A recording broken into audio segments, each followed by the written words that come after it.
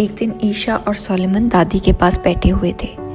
ईशा ने दादी से शिकायत की, दादी ये देखें, सोलेमन हमेशा मुझे काम कहता रहता है और कभी मेरी बात नहीं मानता। सोलेमन ने कहा, तो क्या हुआ, मैं लड़का हूँ, तुम्हें मेरी बात माननी चाहिए। ईशा ने कहा, तो मैं भी तो तुम्हारी बड़ी बहन हूँ। दादी ने उनको कहा, तुम दोनों चुप कर जाओ और मेरी बात सुनो। आज मैं तुम्हें एक अहम सबक सिखाती हूँ। तुम्हें पता है, यीशु मसीह के शागिर्द भी आपस में ऐसे ही लड़ाई करते थे कि मैं बड़ा हूँ, मेरी अहमियत ज़्यादा है। मगर यीशु ने उनको क्या सबक सिखाया?